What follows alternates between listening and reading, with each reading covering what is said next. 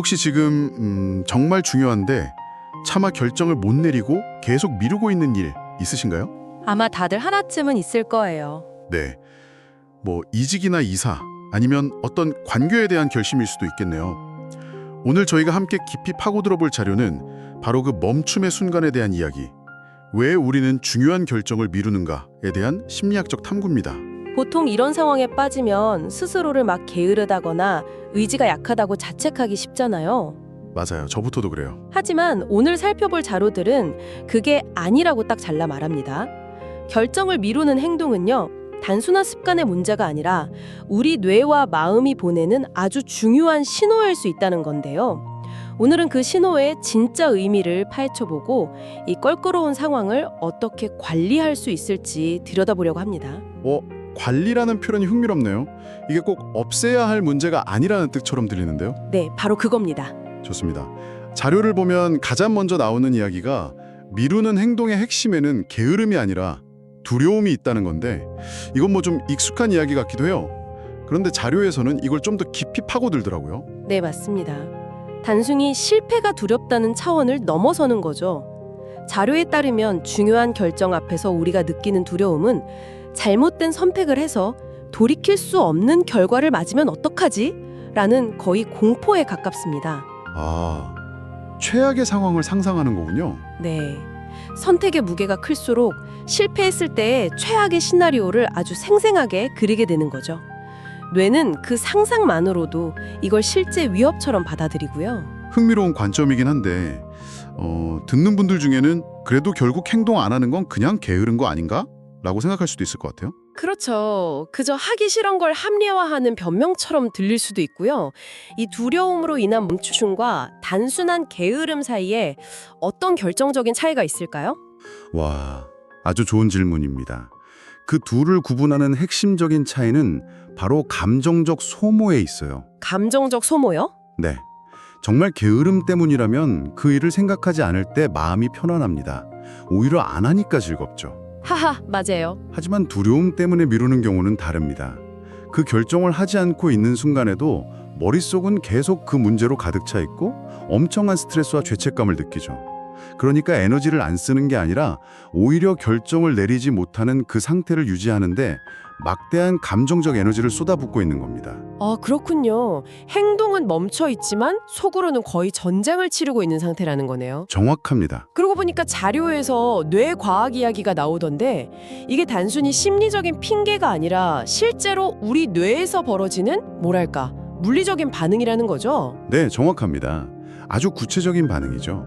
중요한 결정을 마주하면 우리 뇌의 깊숙한 곳에 있는 편도체라는 부분이 활성화돼요. 편도체, 네, 이 편도체가 일종의 위험 경보기 같은 역할을 하거든요. 위험 경보기요? 그럼 제 이직 고민을 길에서 맹수라도 만난 것처럼 받아들인다는 건가요? 하하, 비유가 아주 딱 맞습니다. 정말요? 네, 책상에 앉아서 이력서를 쓸지 말지 고민하고 있는데 편도체는 마치 저기 숲속에 호랑이가 나타났다, 비상사태라며 요란하게 사이렌을 울리는 거죠.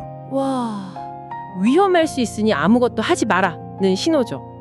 이때 이성적 판단을 하는 전전두엽이 아니야, 이건 호랑이가 아니라 그냥 진로 고민이야 라고 말리려고 하는데요. 네, 스트레스가 극심하거나 피곤한 상태에서는 이 전전두엽의 목소리가 잘 들리지 않게 됩니다. 와, 그래서 유독 바쁘고 지칠 때 사소한 결정, 예를 들면 점심 메뉴 고르는 것조차 버겁게 느껴졌던 거군요. 맞습니다. 이미 편도체는 계속 울리고 있고 전전두엽은 에너지가 방전된 상태였던 거네요. 네. 뇌의 의사결정 에너지는 한정되어 있거든요. 그런데 이렇게 뇌가 우리를 보호하려고 결정을 미루게 한다는 건 알겠는데 유독 어떤 결정들은 훨씬 더 무겁고 힘들게 느껴지잖아요. 맞아요. 단순히 두려움 때문만은 아닐 것 같아요. 자료에서 이 부분은 어떻게 설명하나요? 바로 그 지점이 정말 흥미로웠습니다. 자료에 따르면 결정이 유독 어려운 또 다른 이유는 그 선택이 나 자신과, 즉 나의 정체성과 너무 깊게 연결되어 있기 때문이라고 해요. 아, 정체성. 네, 그렇죠. 예를 들어서 A회사로 이직한다는 결정은 단순히 직장을 옮기는 행위가 아니죠. 그 선택을 통해 나는 안정보다 도전을 추구하는 사람이다. 혹은 나는 이 분야의 전문가로 인정받고 싶다처럼 자기 자신을 세상에 증명하고 정의하는 것처럼 느껴지는 거죠. 결혼이나 이사 같은 결정도 마찬가지고요. 네, 맞습니다. 아, 그 정체성 이야기 정말 와닿네요. 예전에 제가 진로를 바꿀 때 주변에서 너답지 않은 선택이라는 말을 듣고 몇 달을 고민했던 기억이 나요. 그 말 정말 힘들죠. 네, 단순히 직업을 바꾸는 게 아니라 나다운 것이 뭔지 제 정체성 자체가 흔들리는 느낌이었거든요. 그 선택의 결과가 곧 나라는 사람에 대한 평가가 될 것 같아서요. 바로 그 경험이 핵심입니다. 만약 이 선택이 틀리면 나는 실패한 사람이 되는 건가 하는 두려움으로 곧장 연결되죠. 맞아요. 내 선택 하나가 내 존재 전체를 규정해 버릴 것 같은 엄청난 압박감. 그 압박감 때문에 완벽한 답을 찾으려 하고 그러다 보니 결국 아무것도 선택하지 못하는 상태에 이르는 겁니다. 듣고 보니 그럼 혹시 제가 어떤 결정을 계속 미루고 있다는 사실 자체가 역설적으로는 제가 그 문제를 엄청나게 진지하고 중요하게 생각하고 있다는 증거가 될 수도 있는 걸까요? 바로 그겁니다. 아, 정말요? 네. 자료에서 가장 중요한 관점의 전환이 바로 그 지점이에요. 당신이 결정을 미루는 것은 그 문제가 하찮아서가 아니라 오히려 당신의 정체성과 가치관에 너무나도 중요한 문제이기 때문이라는 반증인 셈이죠. 와, 정말 아무렇지 않은 문제였다면 그렇게까지 오래 고민하지도 않았을 겁니다. 그러니 미루는 자신을 자책하기 전에 아, 내가 이 문제를 정말 내 인생의 중요한 부분으로 여기고 있구나 라고 먼저 인정해 주는 게 필요합니다. 와, 이건 정말 생각의 전환이네요. 미루는 나 자신을 한심하게만 봤는데 그게 오히려 내가 진심이라는 신호일 수 있다니. 그렇죠. 그럼 이제 그 진심을 어떻게 행동으로 옮길 수 있을지가 관건이겠네요. 자료에서는 이 지긋지긋한 미루기를 관리하는 구체적인 방법들을 제시하는데 이 부분에 대해 좀 더 깊이 이야기 나눠보면 좋겠습니다. 좋습니다. 자료에서 제안하는 3가지 방법 모두 심리적 저항을 줄이는 데 초점이 맞춰져 있어요. 첫 번째 방법은 바로 결정을 아주 작은 조각들로 나누는 겁니다. 작게 쪼개는 거요. 네. 우리 뇌는 이직하기처럼 거대하고 막막한 과제 앞에서는 아까 말한 편도체가 바로 경고등을 켜지만 아주 작고 구체적인 명령은 별다른 저항 없이 수행하거든요. 예를 들면 이직해야지 라는 큰 산 대신에 오늘 퇴근하고 딱 10분만 채용 사이트 둘러보기나 맞아요. 내일 출근길 지하철에서 관심 회사 딱 한 곳만 검색해보기 이런 식으로요. 정말 말도 안 되게 작게 쪼개는 거네요. 네, 핵심은 이 정도는 실패해도 아무렇지도 않다고 느낄 만큼 작아야 한다는 겁니다. 아, 이력서 완성하기가 아니라 이력서 파일 열어서 이름하고 연락처만 적어보기처럼요. 이런 작은 성공들이 쌓이면 해보니까 별거 아니네? 라는 생각이 들고 이게 다음 단계로 나아갈 아주 중요한 추진력이 되어줍니다. 뇌가 이건 위험한 일이야 라고 인식할 틈을 주지 않고 살짝 앞으로 나아가는 거군요. 바로 그거죠. 두 번째 방법은 기대감 낮추기인데 저는 이게 사실 제일 어려운 것 같아요. 아, 그쵸. 완벽주의. 네, 머리로는 완벽한 선택은 없어, 그냥 괜찮은 선택을 하자라고 되뇌면서도 마음속으로는 자꾸 소셜미디어에서 본 완벽한 성공 사례랑 제 선택을 비교하게 되거든요. 맞아요. 그게 문제예요. 이 간극을 줄이는 게 정말 쉽지 않은 것 같아요. 정말 많은 분들이 공감할 문제입니다. 자료에서도 이 부분을 강조하는데요. 우리는 종종 세상에 단 하나의 정답 같은 선택지가 존재한다고 믿는 경향이 있어요. 네네. 하지만 대부분의 인생 결정에는 여러 개의 좋은 선택지가 있을 뿐 유일한 최고의 선택지는 없다는 사실을 받아들여야 합니다. 이 결정 하나로 내 인생이 180도 바뀔 거야 라는 기대를 이 결정은 나에게 새로운 경험을 줄 괜찮은 시도 중 하나야 정도로 현실화하는 거죠. 괜찮은 시도 중 하나라고 생각하면 확실히 부담이 줄어들긴 하네요. 그렇죠. 결과가 기대에 못 미치더라도 그건 내가 실패한 게 아니라 그냥 여러 시도 중 하나를 해본 것뿐이니까요. 완벽주의가 오히려 행동을 마비시킨다는 말이 딱 맞네요. 그리고 마지막 3번째 방법이 아주 흥미로운데 바로 언어 바꾸기입니다. 언어요? 네, 우리가 사용하는 단어가 생각과 행동에 미치는 영향이 생각보다 엄청나거든요. 아, 결정해야 한다는 말 대신 가능성을 탐색해본다 라고 표현을 바꿔보라는 조언이었죠? 맞습니다. 처음엔 그냥 말장난 같았는데 곰곰이 생각해보니 꽤 강력한 방법인 것 같아요. 그렇죠. 결정이라는 단어는 뭔가 최종적이고 한 번 하면 되돌릴 수 없다는 무거운 느낌을 줍니다.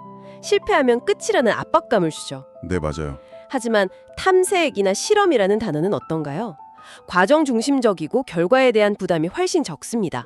오히려 호기심을 자극하죠. 예를 들어 이 사람과 결혼을 결정해야 해 라고 생각하면 숨이 턱 막히는데 생각만 해도요. 이 사람과 함께하는 미래를 한번 탐색해볼까? 라고 생각하면 대화를 시작하기가 훨씬 가벼워지겠네요. 네, 그렇죠. 프리랜서가 될지 말지 결정하는 게 아니라 주말을 이용해서 작은 프로젝트를 하나 맡아보며 프리랜서의 삶을 실험해본다고 생각할 수도 있고요. 바로 그겁니다. 언어의 미묘한 차이가 행동의 문턱을 극적으로 낮춰주는 거죠.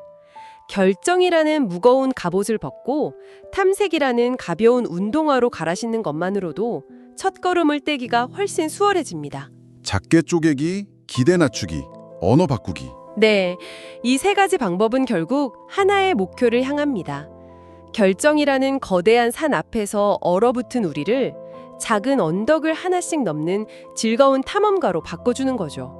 오늘 이 자료들을 깊이 들여다보면서 중요한 결정을 미루는 제 자신을 조금은 다른 시선으로 보게 된 것 같습니다. 어떤 점이요? 그게 단순한 의지 부족이 아니라 두려움에 맞서는 뇌의 자연스러운 보호 반응이고 또 내가 그만큼 이 문제를 진지하게 고민하고 있다는 증거일 수 있다는 사실만으로도 큰 위안이 되네요. 핵심은 바로 그겁니다. 스스로를 비난하고 몰아붙이는 대신 내 마음이 왜 이런 부담을 느끼는지 이해하고 오늘 이야기 나눈 심리적 장치들을 활용해서 그 부담을 살살 달래가며 관리하는 거죠. 네. 중요한 결정을 미루는 것은 당신에게 어떤 결함이 있다는 뜻이 아니라 당신이 지극히 인간적이라는 증거라는 자료의 마지막 문장이 특히 기억에 남습니다. 마지막으로 이 내용을 듣고 계신 당신에게 생각해 볼 만한 질문을 하나 남기면서 마무리할까 합니다. 네. 오늘 우리는 미루는 행동을 관리하고 극복하는 법에 초점을 맞췄습니다. 하지만 만약 당신이 어떤 특정한 결정을 정말 오랫동안 계속해서 미루고 있다면 그것이 정말로 해결해야 할 문제일까요? 아니면 어쩌면 당신의 무의식이 아직은 때가 아니다 혹은 이 길은 당신의 길이 아니다 라고 끈질기게 보내고 있는 아주 중요한 신호일 가능성은 없을까요?